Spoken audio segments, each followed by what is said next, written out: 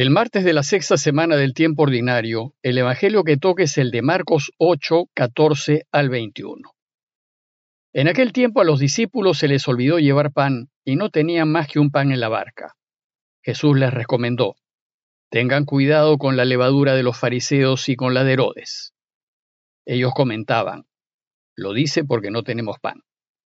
Dándose cuenta, les dijo Jesús: ¿por qué comentan que no tienen pan? ¿No acaban de entender? ¿Tan torpes son? ¿Para qué les sirven los ojos si no ven y los oídos si no oyen? A ver, ¿cuántos cestos de sobras recogieron cuando repartí 5 panes entre 5.000?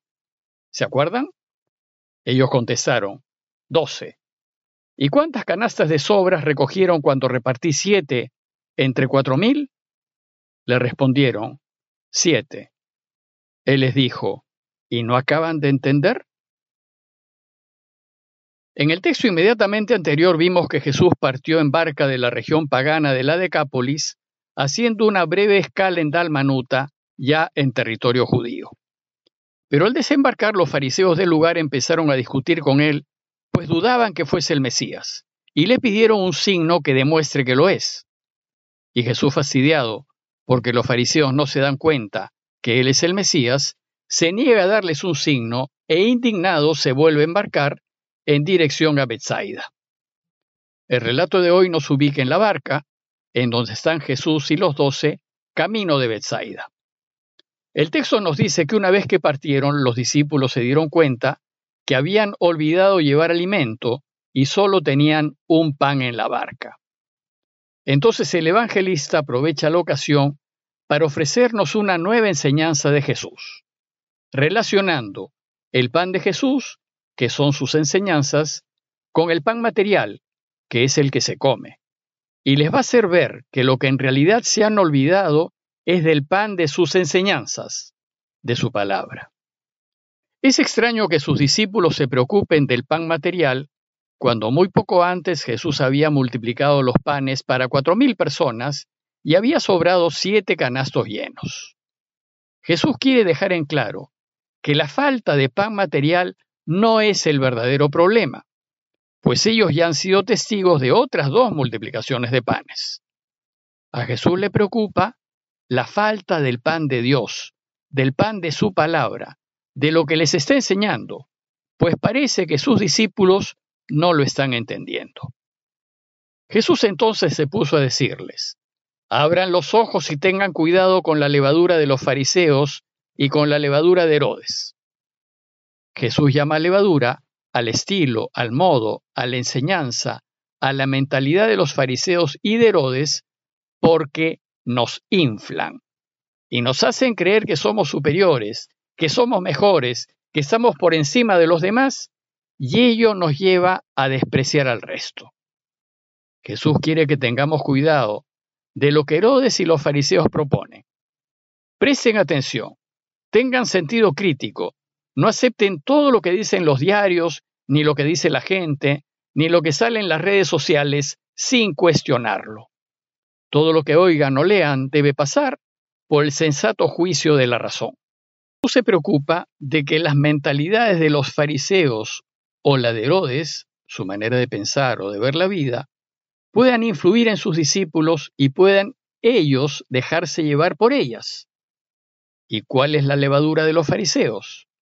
Es esa mentalidad nacionalista y exclusivista, rígida, exigente, impositiva y literal.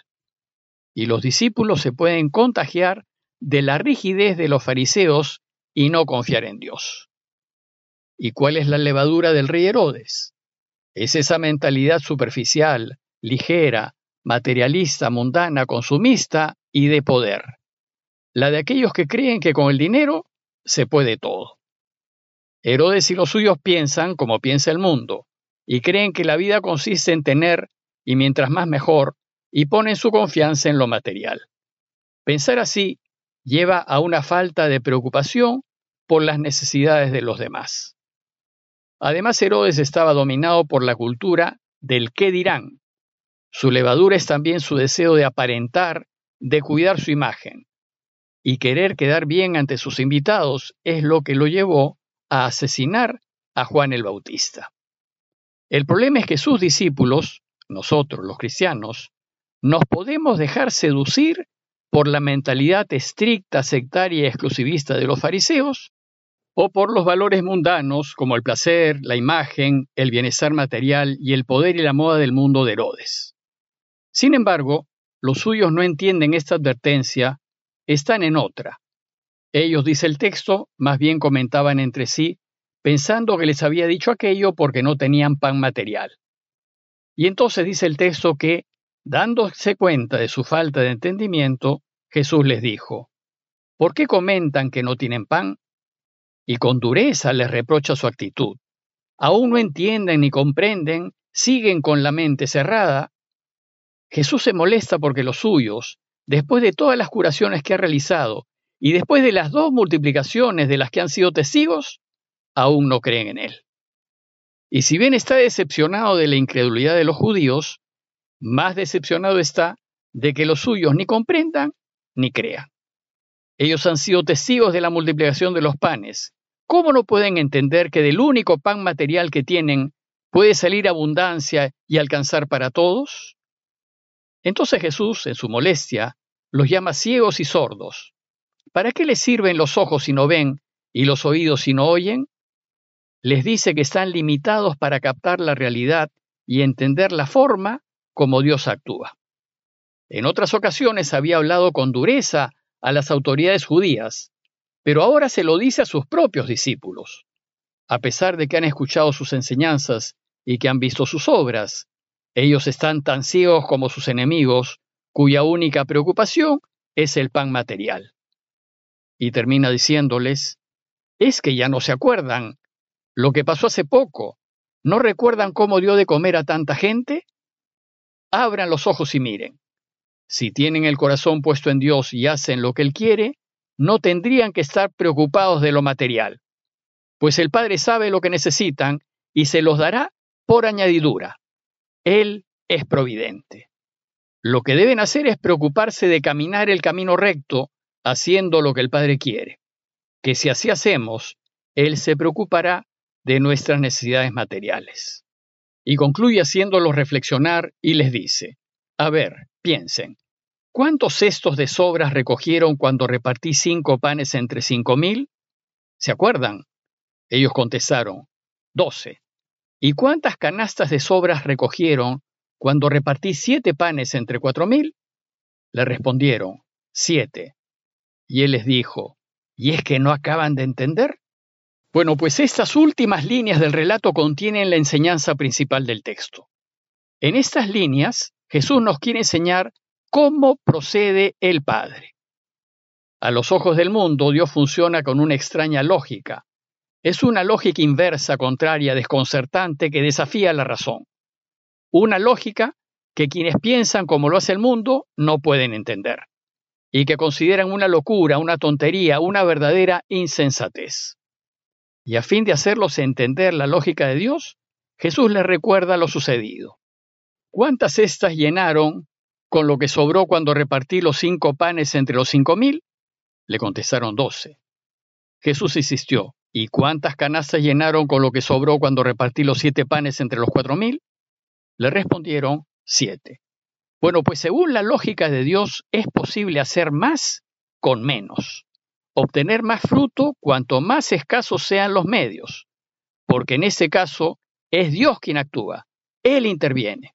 Su fuerza se muestra en nuestra flaqueza, su poder se hace más notorio en nuestra debilidad.